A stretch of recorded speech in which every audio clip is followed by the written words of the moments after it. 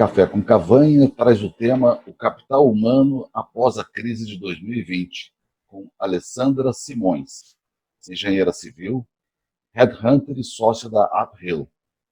Obrigado por aceitar gravar esse café, Alessandra. Bom dia. Obrigada a você, Cavanha, pela oportunidade. É um prazer estar aqui compartilhando com vocês. Obrigado. E depois. Agradecendo o Danilo De Luca, da De Luca Consultoria, pela articulação desse café. Obrigada, Danilo. Alessandra, por favor, você que tem experiência forte nessa área aí de recrutamento, RH, capital humano, vários nomes que existem, né?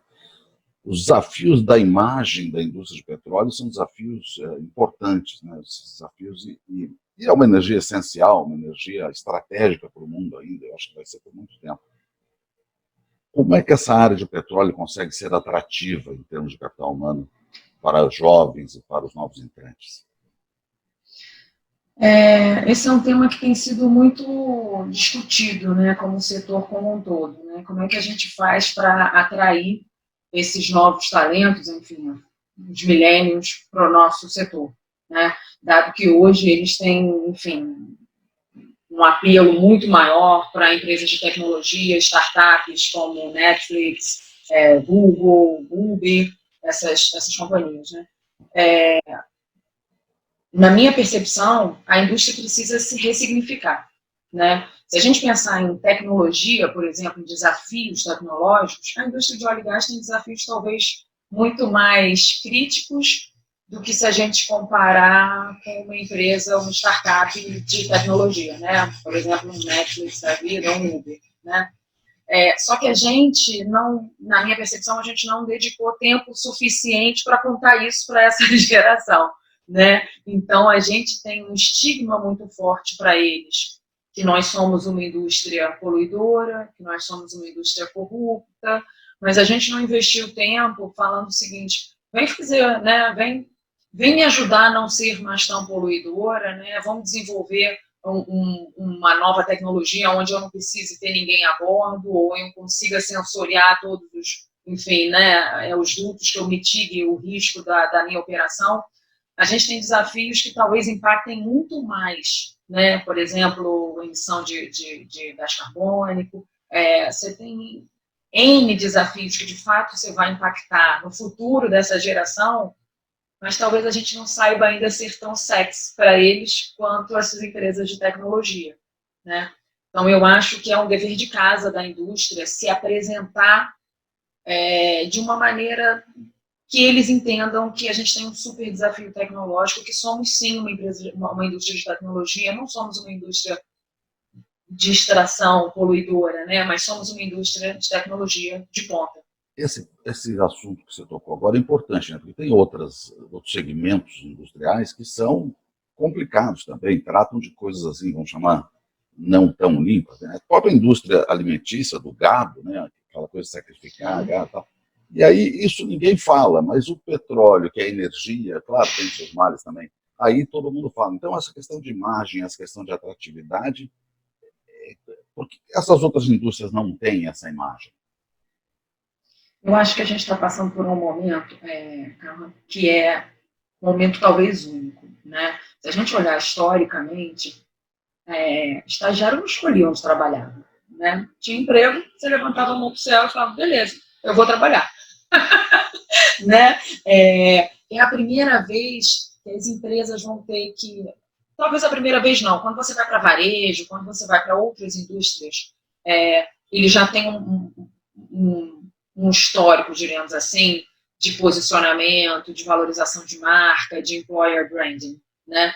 O mercado de óleo e gás nunca se preocupou muito com isso. Isso nunca foi alvo para o setor, como, por exemplo, uma Coca-Cola da vida, né? Então, a Coca-Cola ela sempre foi uma marca empregadora muito forte. A indústria de óleo e gás nunca se preocupou com isso. Por quê? Porque você abria a porta e tinha uma fila de engenheiros esperando você, né, para serem contratados. Não existia a pergunta do engenheiro, do tipo, é lá que eu quero trabalhar? E essa geração, que são os milênios, eles vêm com isso muito forte, né, que é o propósito. Então, óleo e gás passa por esse critério, ou seja, ele não tem desejo em trabalhar numa indústria que não tem os valores dele. Só que, na minha percepção, a indústria de óleo e gás tem os valores dele, a gente só não se apresenta dessa forma, né? Na verdade, a gente não se apresenta, a gente abre o nosso processo seletivo, algumas empresas estão começando a fazer isso mais forte, mais estruturado, mas a gente não se apresenta. E, da mesma forma, a indústria, todo o setor agropecuário, é uma geração que vai vir muito mais vegetariano e vegano do que a nossa geração, é uma geração com muito mais propósito com relação a isso, muito mais, diremos, fiéis aos seus valores do que a nossa geração, né? E a gente precisa aprender a lidar com esse pessoal, né? Com essa geração, porque eles já estão aí, né? Eles já chegaram, né? De novo, a gente precisa de engenheiro de ponta, a gente precisa de engenheiro de primeira linha, porque senão a gente não vai conseguir fazer todas as soluções que a gente precisa de alta tecnologia para o nosso setor. Então, é um desafio, sim, e está na mão da indústria a gente ressignificar a indústria para essa geração. E até construir a transição energética de forma suave, inteligente, né, que não seja impactante, não crie mais problema. Agora, e até contar isso de uma forma elegante, né? Assim, acho que a gente vem enfim, numa polarização, né? Enfim, se é bom, é ruim, é certo ou está errado. E tem dois materiais muito legais sobre transição energética da Shell, que é o Sky Scenario, que ele vai projetando como é que vai ser a matriz energética, se eu não me engano, até 2070, e tem um da BP também muito legal sobre isso, que diz que é isso, o petróleo não vai acabar, né? Na verdade, o número absoluto de produção, né? Ele vai estabilizar e as outras matrizes eles vão evoluir, né? Enfim, vão aumentar em número absoluto. Só que a gente também tem que contar isso para o brasileiro millennium, que a gente tem uma matriz completamente diferente do mundo, né? A gente tem uma matriz hídrica que já é uma matriz limpa, então calma, né? Somos um país legal. Corretos nisso, né? Não precisa achar que se eu for explorar o pré-sal, eu vou destruir o mundo. Não vamos. Se a gente comparar com os outros países, a gente já é muito mais legal, né? Legal no sentido de limpo, né? Em extração. Então, será que está fazendo o dever de casa direitinho? Será que a gente está contando para essa geração, né? Como é que é a nossa matriz? Né? Enfim, eu acho que a gente, como indústria, tem que talvez investir um pouquinho mais de tempo nesse ponto para atrair essa garotada para a gente. E lembrando que a nossa indústria representou 65% do PIB do Rio. Então, assim... impacto alto. Não tem como, né? Não dá para ficar fora. Na minha percepção, tem que aprender a lidar com isso, não tem jeito. Alessandra, outro tema que interessa bastante a gente conversar é essa crise toda, epidemia, oferta excessiva de óleo, uma série de coisas, mas principalmente a epidemia, né? Está trazendo as pessoas para dentro de casa, fechadas, e elas reaprendendo a se relacionar, a produzir, a trabalhar como podem, né? Então, eu te coloco a seguinte questão, quer dizer, o mundo futuro será remoto? Agora, remoto até certo ponto, porque tem gente que tem que ir na sonda, no FSO, tem que fazer a logística da entrega do supermercado. É um remoto, como quer que você vê isso, Alessandra? Vou falar um pouquinho mal da indústria, mas eu sou uma apaixonada e falo com a intenção de provocar mesmo hoje os líderes nacionais, né, nas cadeiras. A gente é uma indústria conservadora, né? Conservadora no sentido de estrutura de poder, conservadora na rotina, né, de como a gente trabalha. Se a gente olhar de novo outras indústrias, né, outros setores, a gente é um pouquinho mais empoeirado, diremos assim, retrógrado, do que outras, né? Então, por exemplo, de novo, quando você vai para uma startup de tecnologia, eles já são remotos, né? Ou seja, eles já trabalham muito bem por video call, eles já trabalham muito bem por home office, eles têm muito mais um apego, diríamos assim, por resultado do que por hora homem trabalhado. Não vou entrar aqui na questão de legislação, que obviamente isso enfim, é uma questão que a gente vai ter que trabalhar, né? Mas eles já tomam decisão remota, né? E aí eu não estou nem dizendo de operação, de sonda, mas eu estou dizendo do dia a dia. Trabalho enfim, de back-office, a gente poderia ser muito mais leve do que a gente é hoje, né? Mas a estrutura do setor de óleo e gás é uma estrutura mais conservadora, né? Enfim. Existem alguns estudos, aliás, existem materiais ótimos sobre isso na internet, um deles é o World Economic Forum, que fala que em 5 anos, 50% das funções vão ser automatizadas, das funções mais operacionais, né, vão ser automatizadas. Então, assim, não tem jeito, não tem como fugir disso, né? Eles, até 2030, eles dão como número que 1 bilhão de pessoas vão ter que ser requalificadas por conta dessa automatização, né? Ou seja, eu brinco que quando a gente que tem um pouquinho mais de idade, a gente quando ia no shopping tinha um rapaz que entregava o ticket, né? Você pagava com uma outra pessoa e depois você entregava o papel para uma outra pessoa, né? Ou seja, eram 3. Hoje você tem um adesivo no seu computador, no seu carro, né? É claro que você tem uma empresa que faz esse, né? Enfim, toda essa gestão que para a gente só sumiu, né, as 3 pessoas que trabalhavam no estacionamento do shopping. Isso já está acontecendo, né? Isso vem acontecendo, isso só vai acelerar, né? Então, a gente vai no caixa de supermercado, a gente vai ter o autoatendimento, então isso já está acontecendo. Muita gente tem o discurso de que isso vai acontecer, não, isso vai acelerar, né? E vai acelerar no nosso dia a dia, no estacionamento, no pedágio, e na operação offshore também, né? Você já tem o Digital Twins, que você consegue, né? Ou seja, você já tem sensoramento remoto, você tem uma série de coisas que vão acontecer, assim, não sei se rápido, porque, enfim, a gente teve a crise, o barril a 20, né? Enfim, corona, mas vai acontecer, não dá mais para frear esse tipo de coisa. Eu acho que sim, a gente vai ter um mundo muito mais remoto, e acho que pós-corona, acho que o grande aprendizado do corona vai ser a gente trabalhar muito mais em home office, que aí você tem uma estrutura, né? Cada vez mais a gente vem com apego por conta do valor do barril, né? Por custo. Então, trabalhar remoto, diminuir os escritórios, isso, home office é uma alternativa, né? Então, eu acho que o grande aprendizado do corona, para mim, vai ser o trabalho remoto, home office e videoconference. Agora, nesse aspecto, existem alguns desafios até de mentalidade, de concepção, tipo produtividade, controle do tempo de aplicação, as questões de uso de mais de um emprego. Como é que você enxerga essa visão antiga com a visão nova? Eu acho que tem uma coisa que talvez seja até mais arraigada no nosso país e na nossa indústria, que é a hierarquia de poder, né? Então, você chega no escritório, o presidente tem que ter uma sala grande, né? O diretor tem que ter uma sala menorzinha, mas uma sala também. A gente está falando de trabalhar todo mundo sem mesa. Você chega lá com o seu laptop, você coloca, e você pode estar nessa mesa hoje, na outra mesa depois de manhã. Então, assim, existe, quando você fala, eu concordo 100%, assim, você precisa ajustar o modelo mental dos líderes, da liderança hoje das empresas, né, do setor.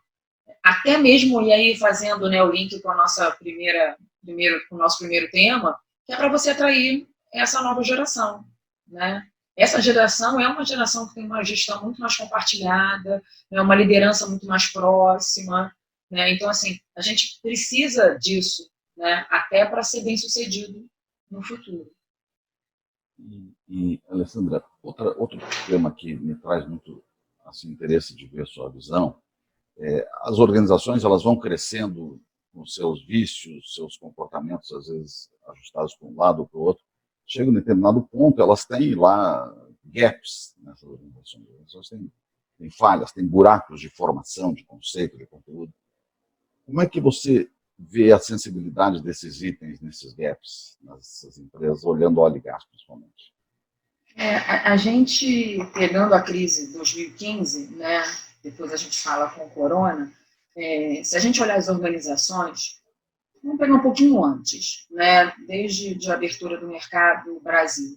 Então, a gente tinha um gap de talentos porque o mercado não formava, né? Aí a gente foi construindo, digamos assim, né, pavimentando, porque você tem que ir pelas camadas, né? Então, vão os operadores, os prestadores de serviço, aí você vai os layers de fornecimento, né? A mesma coisa, você começa por exploração, depois você vai produção, desenvolvimento, ou seja, a gente teve que desenvolver todo esse mercado, e eu estou falando de mercado de capital humano, né? Pós abertura do mercado, né? Petrobras, a gente tirando o monopólio da Petrobras na década de 90. Tudo bem, por aí foi. Quando a gente estava em 2007, 2008, por aí, o mercado estava começando já, ou seja, a gente já tinha um volume de qualificação de mão de obra para atender. Aí a gente teve uma esticadinha por conta dos leilões anteriores, e a gente começou a ter o famoso gap dos talentos. E todo mundo viveu aquilo, correria pelo capital humano, gap de 150 mil engenheiros, enfim, vivemos aquilo ali. Onde a gente tinha uma pegada muito forte em hard skills, ou seja, conhecimento técnico. A gente não avaliava o comportamental. Não vou dizer não avaliava, talvez seja leviano da minha parte, mas a gente dava menos importância ao comportamental e a gente dava muita importância ao técnico. Enfim, a gente teve um preço nas organizações por isso, né? Porque a gente teve questões de gestão, de turnover, disso tudo, porque a gente não investiu no comportamental. A gente teve a crise de 2015, que é a famosa tempestade perfeita, né? Onde a gente pega, né, a depreciação do valor do barril, do lava-jato, enfim, isso tudo que a gente viveu em 2015.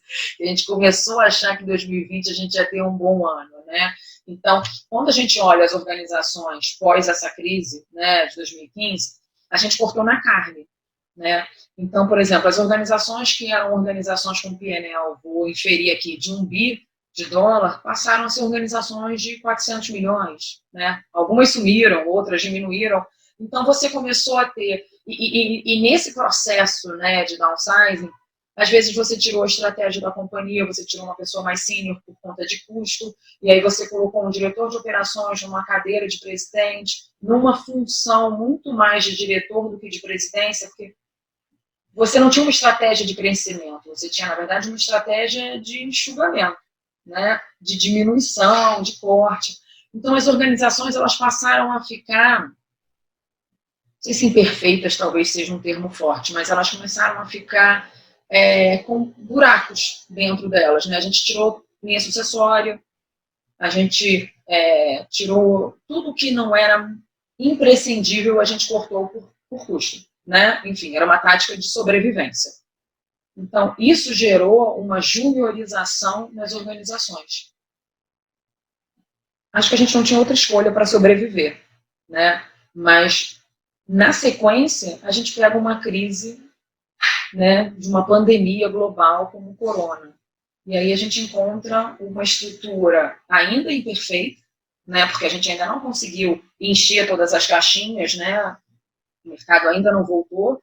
A gente pega uma pandemia, a gente pega um retorno do barril a 20, né, e com uma liderança que em alguns momentos não tem a senioridade, de novo, com foco, né, com olhar em custo, foi a estrutura que a gente conseguiu montar, que não tem a senioridade para passar por uma crise que talvez nem a senioridade desse para a gente essa solução, porque ninguém nunca passou, né, por esse cruzamento, né, que coloca em xeque, enfim, a lei da oferta e da demanda, né, ou seja, por mais que você tenha mais oferta, o preço caia, você não vai ter um aumento de demanda por conta do corona.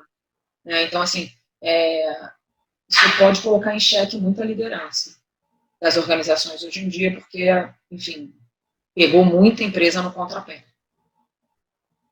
Como é que será a indústria de petróleo do futuro, do ponto de vista do capital humano, visto por uma headhunter, engenheira? Eu acredito que a gente vai ser muito mais próximo de empresas de tecnologia do que hoje a gente né? O nosso grande desafio, né? Você vê a Equinor falando isso, você vê a Petrobras falando isso, né? De você ter break-even do petróleo a $35. Eu não acredito que a gente consiga chegar lá se não for por um aumento significativo na eficiência, né? Da produção, enfim, da exploração. E eu acho que a gente só vai conseguir dar esse gap, né? Enfim, dar esse passo com tecnologia. né? Então, eu acho que a gente precisa se posicionar muito mais. É claro que a gente não vai fazer nada sem ter certeza de que a tecnologia está funcionando, enfim, não vamos ser levianos nesse passo, mas eu acho que a gente tem que se aproximar muito mais de uma indústria de tecnologia para que a gente consiga, de fato, dar esse passo de melhoria de processo, de otimização, de redução de custo mesmo, de eficiência. E isso tem um impacto forte na questão de capital humano, questão de capacitação, treinamento, capacitação, tudo isso. Eu acho que se a gente não se reposicionar, a gente vai ter um problema sério, porque a gente precisa, né, de engenheiros de primeira linha. Então, para a gente atrair esse pessoal, a gente tem que ter desafios bacanas, né? E que eles entendam que são desafios para a geração deles. A gente, de fato, tem esses desafios. A gente acho que só precisa, né, voltando ao primeiro tema, nos colocarmos dessa forma, né? Nos apresentarmos dessa forma. Eu acho que a gente tem um dever de casa enorme, que é sim se ressignificar para essa geração, né? Sermos, talvez, menos empoeirados, né? Talvez mais sexy para essa geração. Eu acho que eles ainda nos olham como antiquados, e antiquados em tudo, né? A forma de se vestir, a forma de falar, a forma de tomar decisão, estrutura hierárquica, a gente passa por tudo, né? Eu acho que a gente precisa, sim, se ressignificar para atrair os melhores talentos para a nossa indústria, porque eu acho que não tem por que a gente não atrair os melhores talentos para a nossa indústria, né? Assim, claro que eu sou suspeita, enfim, eu adoro, todo mundo que eu falo, cara, vai para o mercado de óleo e gás, é lá que está, né, o futuro.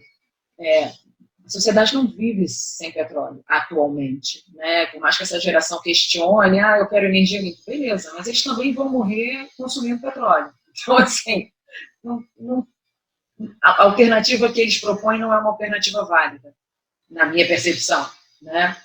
Então, a gente só precisa achar o meio do caminho para que eles nos ajudem, né? Porque a gente não vai conseguir entregar isso tudo no tempo que a gente tem, né? Que eles nos ajudem nesse desafio de fazer uma indústria mais moderna, mais tecnológica, né? Mais desafiadora. Para finalizar, conta um pouquinho da Uphill, o desafio de ser uma engenheira em processo de headhunter, etc. Legal. Eu vou contar um pouquinho então rápido como é que eu vim parar aqui, né? Muita gente me pergunta, Alessandra, mas você é engenheira, como é que você virou headhunter, né? Fiz PUC, né? Eu sou engenheira civil de produção pela PUC, tenho mestrado em engenharia de produção pela PUC, e eu fui presidente da empresa Júnior em 1412, junto com o Cabral, né? Quando o Cabral chegou aqui. E um grande amigo meu era headhunter. E eu estava, na época, eu era gerente de base de uma operação offshore, construção e montagem offshore, em Macaé, eu morava em Macaé. E eu não me adaptei muito bem a Macaé e fui falar com ele achando que ele fosse me arrumar um emprego. Né? Eu falei, não, tá bom, toma aqui meu currículo, se você pintar alguma coisa, eu queria voltar para o Rio. E aí eu recebi o convite de virar headhunter. Na época eu não sabia nem se era de passar ou de comer, o que fazia um headhunter. Enfim, lá se vão 13 anos, são 13 anos específicos no mercado de óleo e gás. Eu tenho outros sócios, né, e eles olham outros setores, mas eu olho óleo e gás desde sempre, olhando tanto posição técnica quanto posição executiva. E a Uphill, ela tem uma pegada não só de recrutamento, né, mas o nosso posicionamento é ser um advisor em capital humano, né, ajudar a construir uma marca empregadora, entender clima organizacional, desenhar a 4 mãos um modelo de remuneração estratégica para a sua liderança, justamente compartilhar a fotografia que a gente tem de capital humano, né, do setor, e ajudar a traçar uma estratégia de como reter, como atrair, né, enfim, como construir os próximos passos da área de comando das empresas. Gostaria de agradecer a Alessandra Simões pelo papo, pela conversa. Muito obrigado. Obrigada a você, Ravanha, pela oportunidade. Foi um prazer estar aqui. Bom dia a todos. Bom dia. Tchau, tchau, pessoal.